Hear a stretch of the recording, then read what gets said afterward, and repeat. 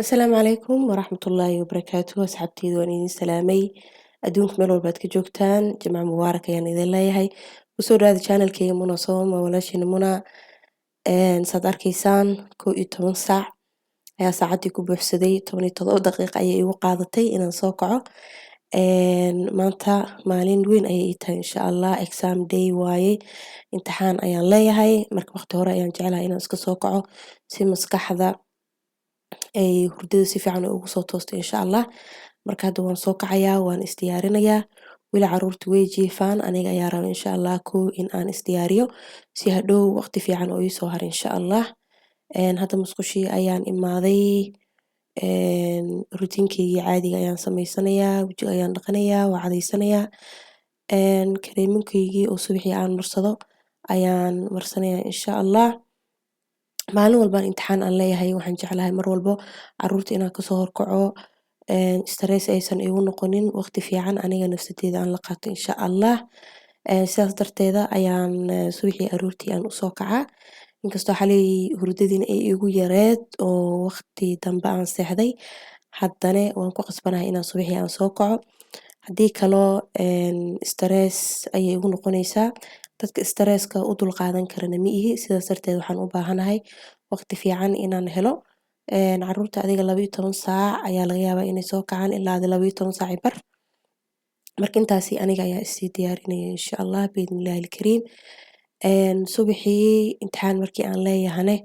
waxyar waxaan jeclahay inaan waxaan iska sii fiiriyo oo indhaha aan sii marmariyo sidaas darteeda ayaan waqti aan u qaadanayaa intaysan caruurta aysan soo kicin hal mar wajigii waan dhaqay waan cadaystay waan iska tirtiray kareemkeyga yar ayaa dhac wajiga marsanayaa diyaar ayaaba sidaan ku ahay insha Allah libis yar leh ayay dhiman kadibna quraac ayaa raba hal mar caruurtii inaan u boobsiiyo aniga runtii marka imtixaanka aan galayo oo kala wax yar oo cunto yar oo qafiif inaan cuno maahine quraac oo fuul ah ma cuni kari maadaama imtixaanka ayaan ka fikirayaa waan ka walwalayaa sidaas darteed imtixaanka markaan dhameeyo kadib ayaa quraacdeyda cunaya aniga laakiin wax yar oo ii sheeg afka oo kusii taabto si energy aan uga helo waan samaysan doonaa insha Allah qaxwo yar ayaa hadda dabka saaranayaa sokor yar ayaan ku darsanayaa energy yar ayaan ka raadinayaa hergeb yarna inuu ahaayo ayaa moodaa saaki waxaa soo kacay ayada oo ii sheeg dhuunta wax yar i xiran sidaas darteeda qaxwo yar oo sanjabiil aan ku darsaday ayaan dhac kasoo tuuranayaa kadibna waxaan bilaabayaa insha Allah quraac yar oo fudud inaan caruurta aan u sameeyo 2 saac ayaan caruurta xanaanada geeyaa 2 saac quraac halkaas ayay ku leeyihiin laakiin mar walba guriga intaysan ka bixin wax yar ayaan u sameeyaa oo aan siistaa iskuulka markii ay tagaanne xanaanada markii ay tagaan aan dhaho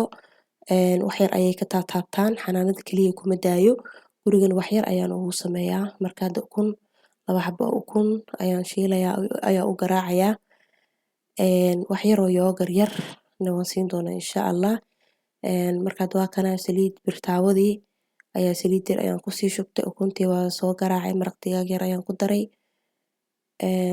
ii sheeg qaxwadeedana dabka ayay ii saaran tahay insha Allah inta aan quraacda aan sii diyaarinayay cashiro oo online-ka noola soo geliyay oo imtixaan aan ku gali doono maanta ayaan iska sii dhageysanayay si maxay ahayd imtixaanka dhow markii aan ku jiro bal wax uun aan ugu soo xasuustaa quraacdeena waa diyaar qaxwadii waa ii diyaar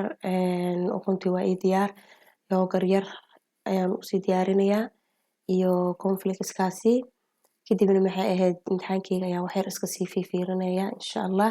markii saacadii la gaarane caruurta ayaan soo kicinayaa waan diyaarinayaa quraacdooda yar ayaan siinayaa kadib ayaan insha Allah xanaanada geynayaa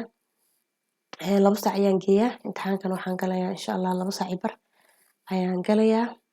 marka hadda waa kana quraacdii waaba dhameeyay waan usii diyaariyay subaxii ilmihii markay soo kacaan way baahan yihiin oo fiidkii waqti hore ayay seexdaan sidaas darteed ilaa xanaanada ay ka gaarayeeno ma sugi karaan quraac sidaas darteed guriga ayaan wax yar af bilaaw ah ku siinayaa sometimes waxaa laga yaabaa xanaanada quraacda la keeno inaysan ka helin oo cunugii laga yaabo maalintii oo dhan yacni inay baahi ay hayso ilaa qadadii laga gaarayo sidaas darteeda mar walba iskuma haleeyo mar walba guriga wax ayaan ka siiyaa, xanaanada markay aadaanna hadday kasii cunaan alxamdulilah, haddii ay diidaanne ii sheeg ilmihii way iisoo quraacdeen. Marka hadda waqtigoodii ayaan sugayaa laga gaarayo, quraacdina waan sii diyaariyey, wax ayaan iska sii akhrisanaya insha Allah ilaa carruurta ay kasoo toosayaan.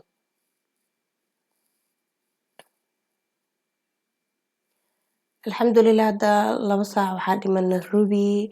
carruurtii ayaan xanaanadii waan geeyey, aniga ayaa guriga usoo laabtay hadda.